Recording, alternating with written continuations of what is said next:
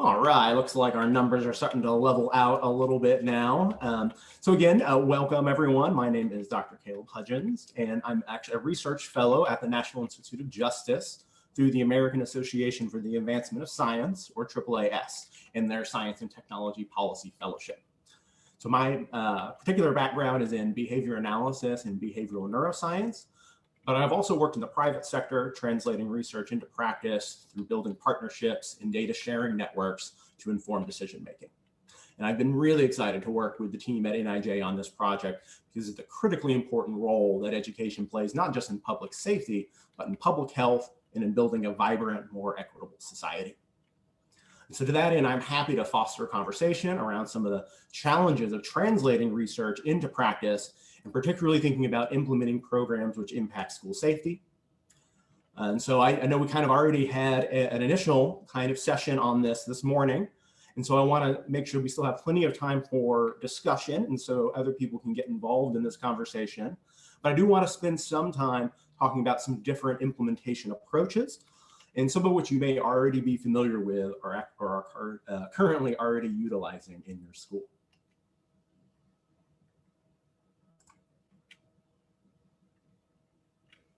So we'll briefly discuss some of the specific challenges to implementing school safety. As a potential approach to addressing some of those challenges, I will introduce implementation science, and then I'll show a couple of its frameworks and talk about what it is and show a couple of its frameworks, and then also talk about the concept of fidelity. And I also want to talk about, spend some time talking about the PBIS framework and how overlapping components of school safety may be leveraged with other kinds of school supports used in that framework. And then I'd like to open up the conversation to specific implementation challenges or opportunities in school safety and how others have approached implementing school safety programs.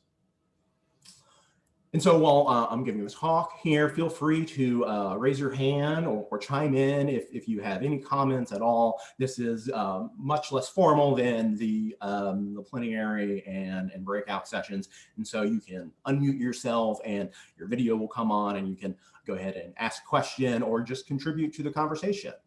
So if you have any comments along the way, feel free to raise your hand and I can unmute you and get your video turned on.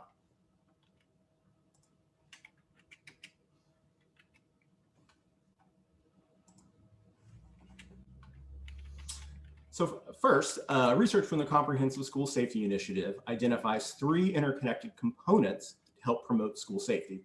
These include physical safety, student behavior, and school climate. Interventions in any one area are known to have an impact on others. And so this interconnectivity can make it difficult for school officials to develop an informed school safety implementation strategy. This means that the solution is not just a certain number of programs or a certain kind of support program or policy, but that you really need a system in place, a system in place to monitor the quality of interventions, as well as the intended and unintended outcomes. Deborah Timken in the last session spoke to this in mentioning that we only know the intended and unintended impacts of a program if we have a process in place to measure them beforehand. So does school safety face unique implementation challenges and opportunities? So some potential challenges that we might see in implementing these kinds of programs is really the data system required for measuring climate is going to be something that is quite complex. And so this has been discussed in a number of different sessions because climate is kind of this moving kind of measurement which we're currently adapting. We need to have an adaptive data system in order to be able to monitor climate and monitor climate changes as we implement other kinds of programs. And I think continuously we've seen this issue of balancing the needs of schools. And so identifying those needs, but then balancing that with resources available and then being able to match that with fit. Is a certain program a good fit for the school and the individuals in the school who are at need? And then capacity. So what capacity does this program have to actually reach all of the different members of the school that are in need? And then we've consistently been talking about the issue of buy-in being an important factor for implementing any kind of large-scale change. We need to have these champions. We need to have these individuals who are excited about school safety and can be advocates for us and advocates for the kinds of programs that we want to implement. So as much as it's sometimes a challenge to get those advocates and to get that buy-in, it might be that because we're talking about school safety here, that this actually provides a different opportunity. Perhaps it provides an opportunity to bring in different stakeholders that maybe wouldn't necessarily be involved in the conversations around how to make schools more effective places for our students. And so this might allow more individuals that maybe would not be in the school frame network interested in trying to contribute in this area. I think there's another interesting potential opportunity is that we've identified that there's a lot of programs that are needed in order to promote school safety, which includes supporting students' behavior, their emotional behavior, mental health supports, as well as dealing with issues of trauma. And so those same kinds of issues, those same kinds of programs overlap with some of our education needs as well. We know that if we address these same kinds of mental health and trauma issues, we can actually also promote academic achievement as well.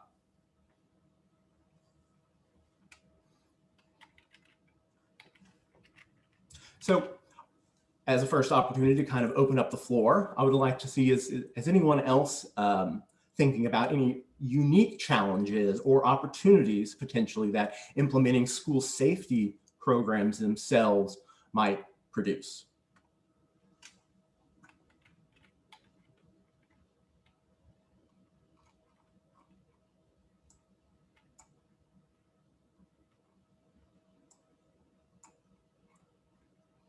Well, again, I think that potentially this idea of overlapping of programs might allow us to link some of the safety interventions that are being suggested with some of the other important interventions that schools might be investing in as well, including academic supports and other kinds of support programs for their students.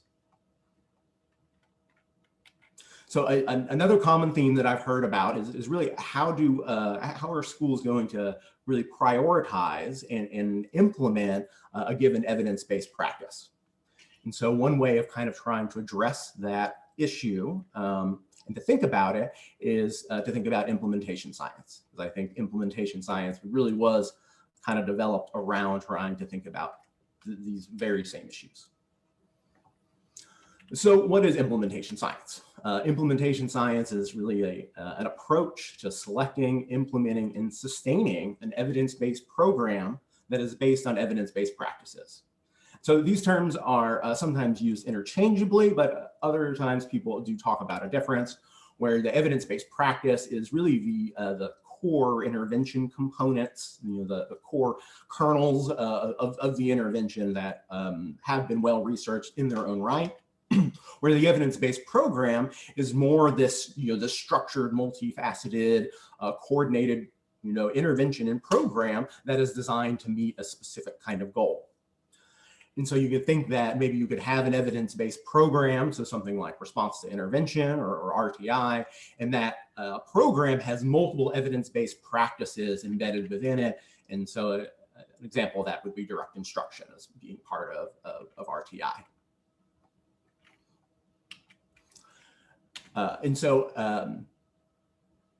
Implementation science is really about connecting research to innovation, and then innovation to application, and then to fidelity. So research might suggest a given set of practices, and those research practices are translated into an applied tool or program or policy, which is then also kind of needs to be researched in its own setting.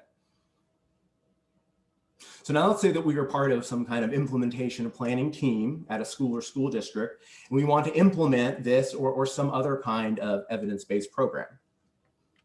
Well, how do we select the right program? How do we ensure fidelity of the practices within those programs? Well, first, there is really no one right answer, because the answer really comes from the implementation science approach to making these decisions.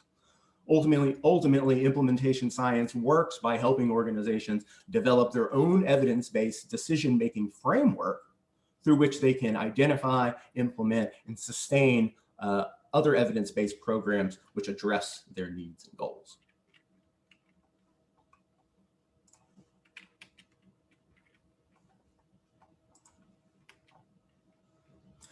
So just to give a little bit of background on some of this work, there are a couple papers I'd like to talk about just real briefly. Duncan Myers and colleagues in their quality implementation framework, where they reviewed 25 different implementation frameworks to try and come up with a concise model. And so they have some really good suggestions in their paper there. Dr. Rachel Tabak and colleagues also did a similar review of 61 different implementation models and looked at a number of different common features among them to try and identify a kind of best practice model kind of moving forward. So these are good researches or good resources if you're looking for a place to start and trying to understand how some of these implementation frameworks might best serve your organization. So there's also some current implementation science research resources that are really active right now. One is NIRN, the National Implementation Research Network out of North Carolina, Chapel Hill, and AIRN, which is the Active Implementation Research Network. And so I do want to share a couple of these models with you, and so maybe we can kind of talk about them a little bit, and hopefully that will help spur some discussion and conversation around implementation. And so this model is from NIRN, and I really like this model. First, because it talks about a number of integrated systems that are all needing to kind of work together in order to support some kind of implementation. And particularly, I really like these data support systems, and because as I think something that we heard in the last talk is that we really are trying to develop a database way of addressing whether or not our programs are having the impact that they need to have. And so we need to have some kind of data decision framework that's going to be part of any kind of implementation system that we put in place. I think I really like this model as well because they talk about issues of coaching here. And I think coaching is another really important issue which has been brought up in a number of other implementation models, where really needing to make sure that you have a good coaching team to work with teachers and staff on what it is that are the expectations for implementing a given intervention to its full fidelity. And so again, this concept of fidelity is also important. It was something that was brought up in the previous talk. How can we make sure that when we do select a given evidence-based process, that it actually is being implemented to fidelity? And so fidelity is interesting because fidelity isn't the outcome data. Fidelity isn't, did this intervention have an effect and what was the effect? It's not about the effect. It's not a performance review. And so it's not an assessment of how well did the teacher do this, or were they actually implementing the program the way that they were. And I think this is important because we don't want, because if someone isn't implementing the program the way that they should, that shouldn't reflect on their performance in the school, because this really has to do with us understanding the evidence-based practice itself. And that's really what fidelity is about. It's really an analysis of the evidence-based practice. And it lets us know, well, first, is it actually being used? Are your staff actually using the evidence-based practice? And then we can also see what kind of potential supports might be needed in order for individuals to actually fulfill or be able to implement the practice with the right kind of fidelity. And then ultimately, is it actually working? And it really can be used to guide all kinds of decisions about the impact of your intervention and resource allocation. And so just to give some little examples of that. So let's say that we have an evidence-based bullying intervention program. So this program might have multiple components, multiple evidence-based practices. And so after training, teachers are randomly assigned to see if they are implementing all of these different components. And so, you'd imagine that the most ideal outcome is going to be high fidelity, and you're also reaching your target outcomes. So this suggests that your evidence-based practice is having the expected impact. However, fidelity and outcome can change. And so we do need to continuously monitor these kinds of measurements as regularly as we can really respond to them. So we could also see high fidelity, but poor outcomes. And so this evidence would suggest that maybe there is a mismatch between the selected program and the desired outcome. And then maybe that there's potentially other drivers for our outcome of concern that we're missing. However, this is a good indication that your training and coaching processes are potentially effective. Even if you're not reaching your outcome, you are still showing high fidelity. So you could also have poor fidelity, but then show evidence that you're reaching your target outcomes. So this again also suggests a potential mismatch between the selected program and the outcome of interest. But it also gives us a different kind of way to look at it, right? Because if we are still reaching the outcomes, it means something's going right. It means we should probably look maybe to our teachers a little more specifically and see, have they adopted a different practice that maybe seems to be resulting in that target outcome? Or maybe they are still adopting part of the evidence-based program, but maybe they're not adopting all of the practices within the program. And so we see a low fidelity score, but it's still effective. And so that suggests that maybe our evidence-based program could be reevaluated in terms of what actual practices within it are most critical to reach the outcomes that are needed. And then, of course, we can also have our poor fidelity and poor outcomes, and why this would maybe just suggest that, oh, well, we need to improve fidelity, so we need to improve training. But if we see consistent fidelity issues across multiple staff members, then that might suggest to us that it's not necessarily like a training issue, and it really might be a time or resource issue. That the intervention isn't able to be implemented not due to any fault of any of the teachers, but they just literally don't have that extra bandwidth to be able to get it done.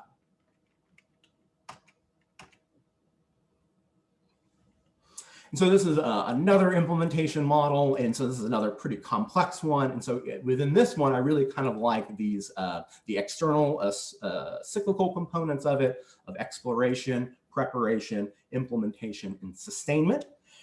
Because it really kind of highlights, again, the cyclical ongoing process of implementation. And so for the sake of simplicity and discussion, I just kind of made a chimera model and merged the two together. And so we can maybe kind of talk about some of these issues and how to think about implementing at these various stages. And so we have an exploration phase. And so during our exploration phase, we might be thinking about, well, what programs or changes are even available? And then how do we prioritize the value of those different programs based on the needs of our current community? And then also trying to understand capacity of that intervention. Are we actually going to be able to provide that intervention to all of the individuals who need it? This actually even speaks to the need of a lot of kind of upfront work here in just this initial exploration. There's been a lot of discussion on readiness assessments. And so we need to understand what resources are available and what are the specific needs that the school has. And does a given solution fit for that population that we're trying to address? And do we have the capacity to be able to expand an intervention to all of the individuals who could benefit from it? And then within preparation, we have other issues, essentially establishing our data infrastructure, because we need to have that to inform our program success. We need to know what needs to be in place for this program to be successful. What level of supports are necessary? What kind of, thinking about these competency drivers here, what kind of training or coaching is going to be required in order to maintain our intervention?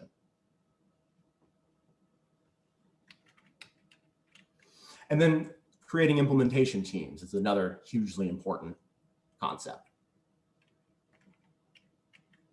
Some might say you probably would do this during the exploration phase. So during implementation itself, we can also think about, well, how do we respond to Fidelity? How are we going to approach coaching and supervision during the implementation in order to provide that effective feedback? How are we evaluating this process that we have implemented? And what are our feedback mechanisms that we have put together?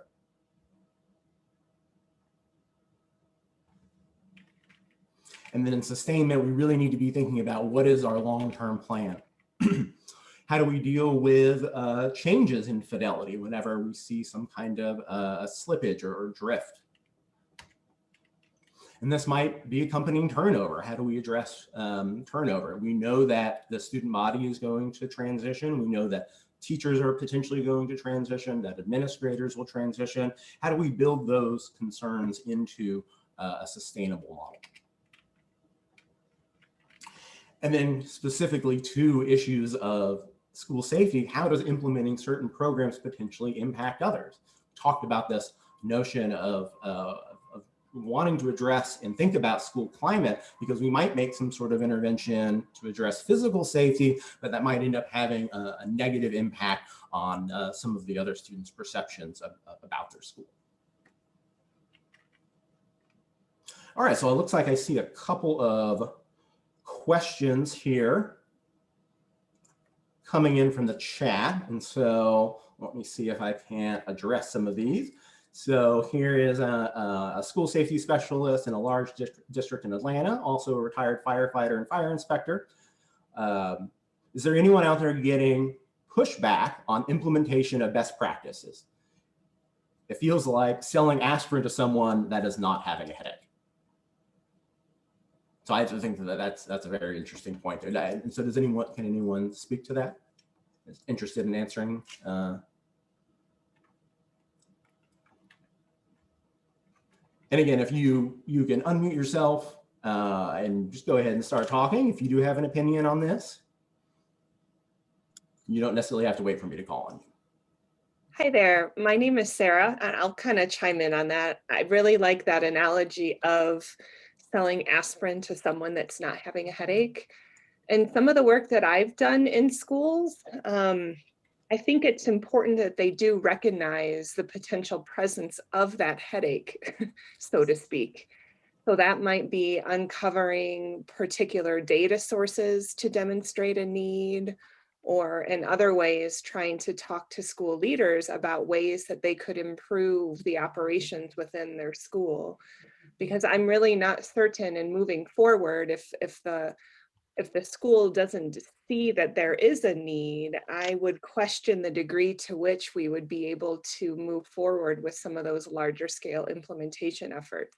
And I think that gets to some of the other issues that folks have brought up throughout the conference with relating to buy-in and the relationship between buy-in and the degree to which things are implemented with Fidelity. So I don't want it to sound like we're trying to be a salesperson and convince them they need something when they don't, but I think it's, in my experience, it is more illuminating that need that they do have, but maybe just haven't prioritized. Thank you, Sarah. Those are very insightful comments. Anyone else have any comments on this idea about how to deal with how to push back on this idea of best practices?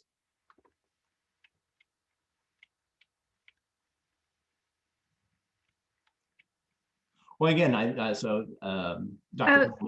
I'm sorry, go ahead. Caleb, this is Katie from Colorado, and I was going to say it's all about data and working with administrators and districts.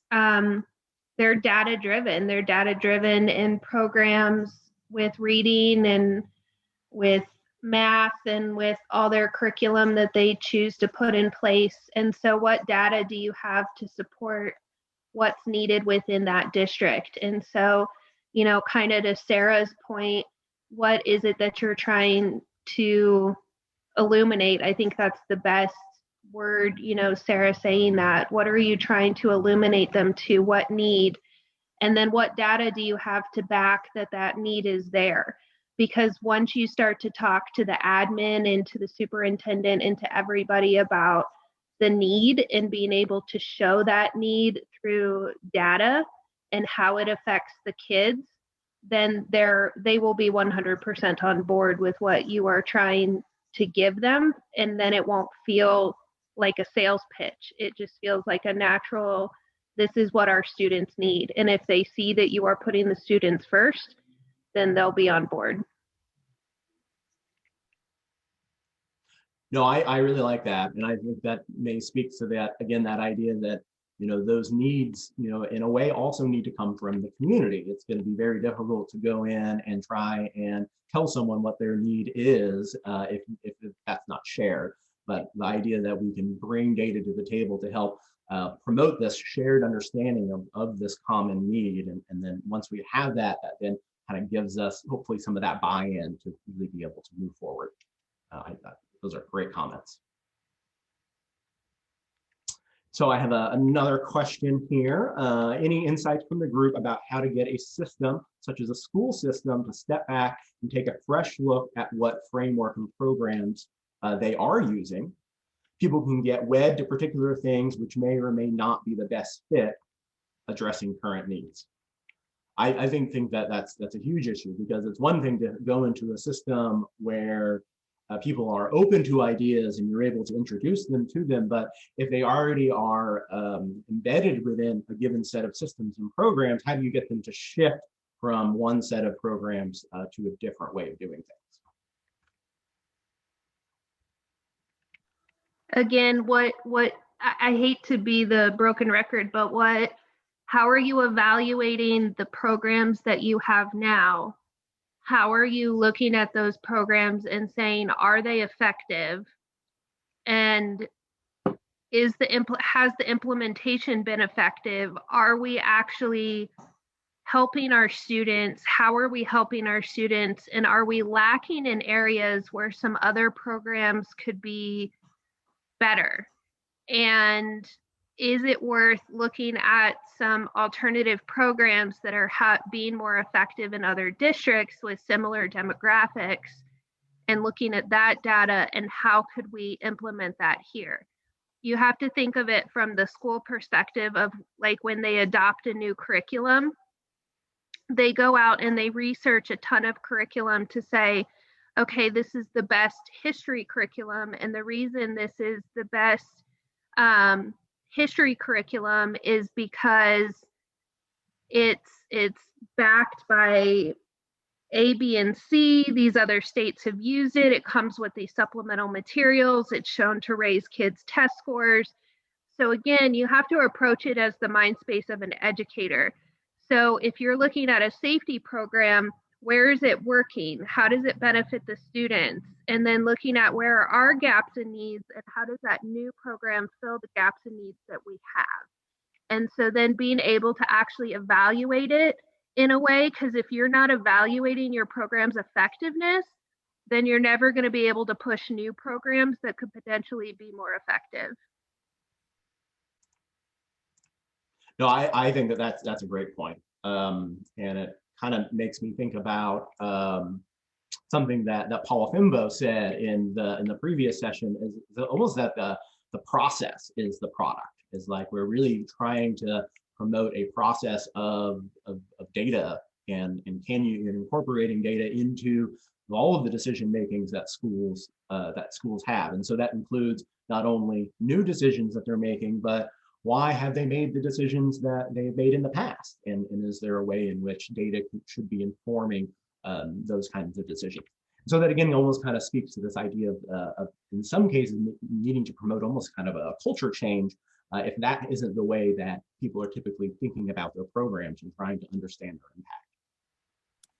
Yeah, just to kind of piggyback off what Katie was saying, and you too, Caleb, this is Sarah Pinkelman again.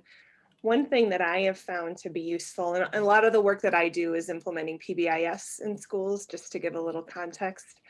But one thing that I have found helpful when working with administrators at either the school or district level is to talk about not only outcome data, but cost data, meaning like how much are you investing in program X and program Y, and what are you getting out of it? And so what you're getting out of it is coming to like the outcome data, and you'll look at those measures that are meaningful to administrators.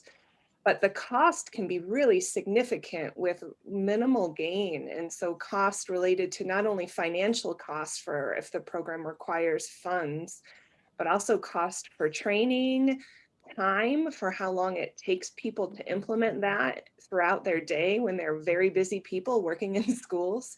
And so doing and having a conversation about a cost benefit analysis, and you know, there's different methodologies people are proposing for ways to do that, but even just talking to them about like, what are you getting out of how hard you're working at this program right now? And maybe this program isn't the best fit because you're working your little tail off, but you're really not getting to the outcomes that you're hoping for.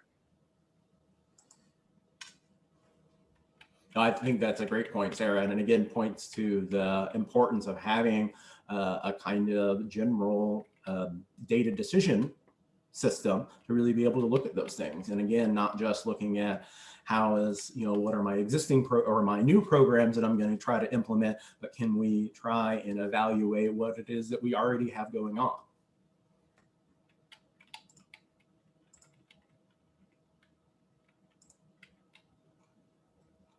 All right, so some great conversation there.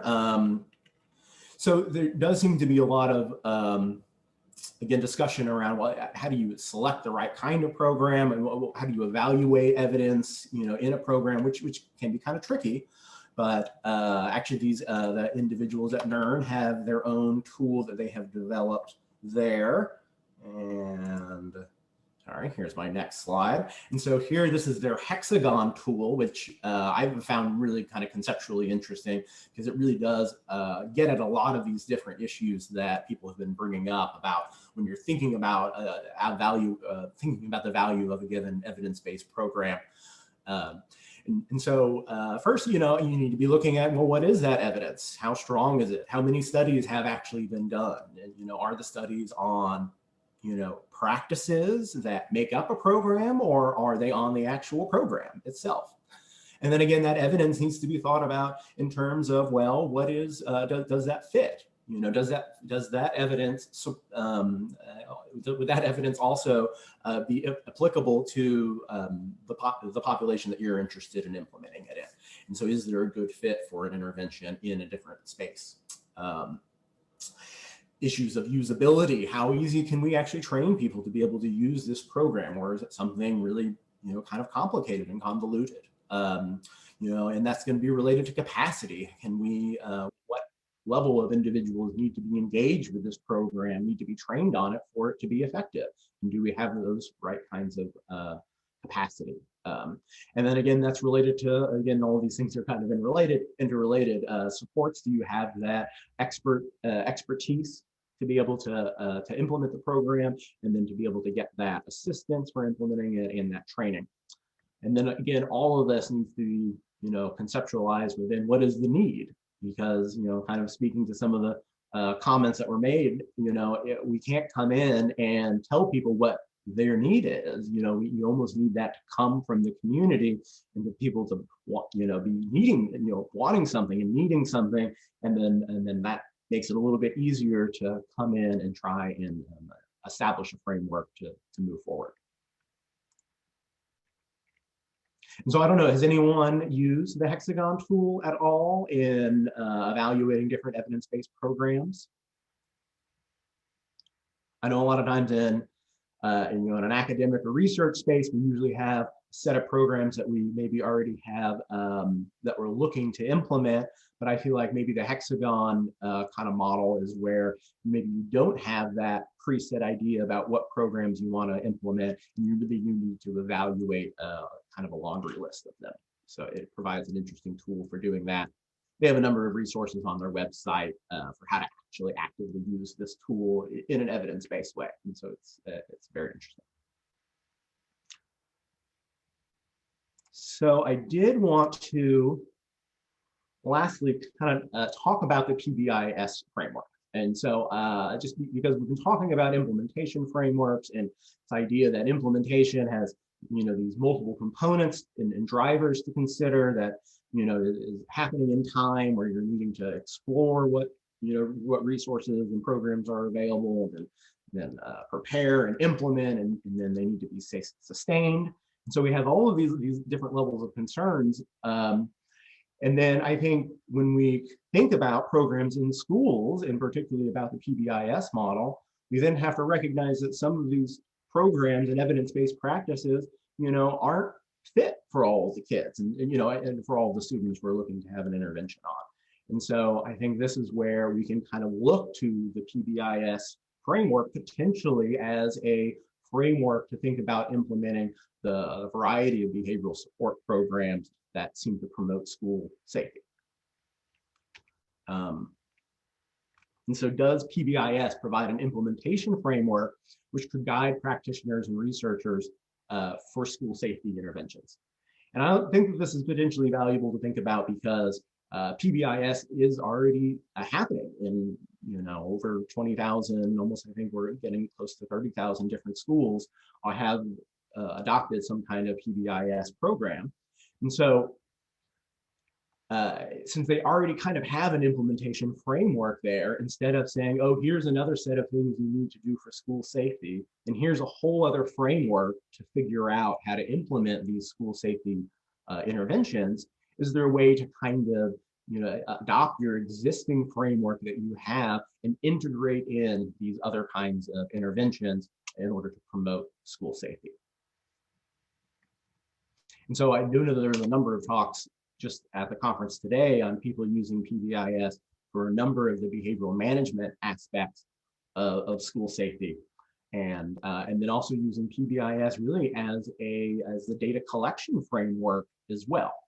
We talk about needing to measure school climate in order to get a good idea about how students are being impacted by other kinds of interventions that are going on in the school to address school safety.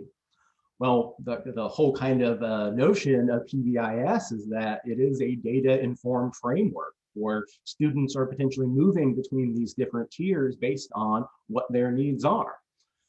Through that, we can be incorporating in those same kinds of support programs which address issues of trauma, which address issues of mental health issues, and help teachers with classroom behavioral management. We can adopt those same kinds of programs into a PBIS kind of model, and then even hopefully be able to extract some of that climate data, try to understand what the school climate is, also from that same kind of framework. And so it was just something that I had been thinking about, and so I just didn't know if anyone else had been trying to think about the framework in which they would like to implement school safety interventions, and if PBIS has been a helpful framework for anybody else.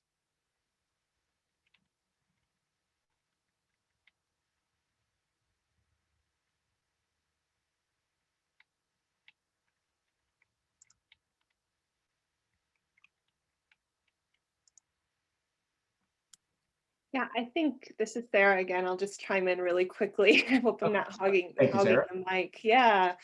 So one of the things that I think was super important that you mentioned, Caleb, is that like the PBIS is not a curriculum or program in its essence. It is a framework for implementation and database decision making.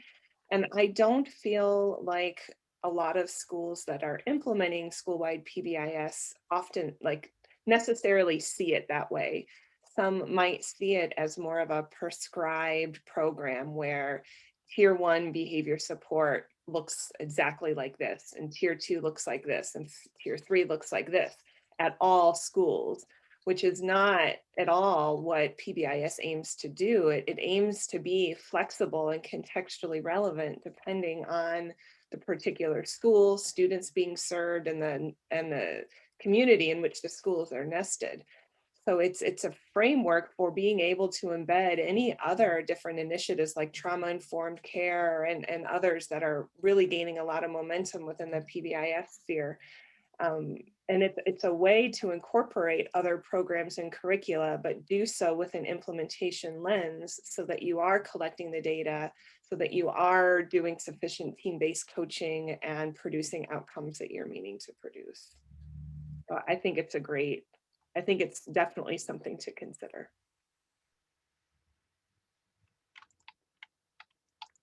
Well, great. Thank you, Sarah. And yeah, and again, there's just the way in which it seems to me that at PBIS, the tiered system is basically already looking at, like, oh, as best as it can, a kind of continuous measurement of student performance. And as students move between, potentially move between these different tiers of support that they might need, that can be a reflection of the school climate, and can we incorporate those measurements into the same kind of PBIS framework. And while maybe certain kinds of safety interventions might not necessarily fall into that same kind of tiered approach, in the same way, especially if they're like physical changes to the schools or the emergency management programs, those aren't we wouldn't necessarily think about them in the same way, but when they are implemented, we could still monitor the data that's coming out of a PBIS-like framework to see, are we actually having some kind of impact on school climate, that we're able to get out of those same kind of PBIS metrics.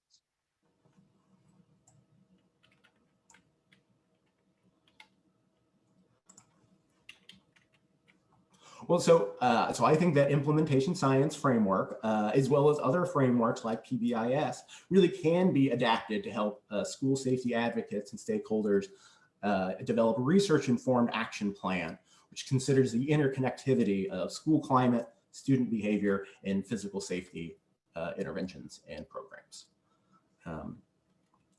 So we just have a few minutes left here, and so I know we've been talking about implementation a lot during this conference here, but it's an important part to not to just do the research and to understand some of these best practices, but to really identify how to integrate these best practices into schools in an active way.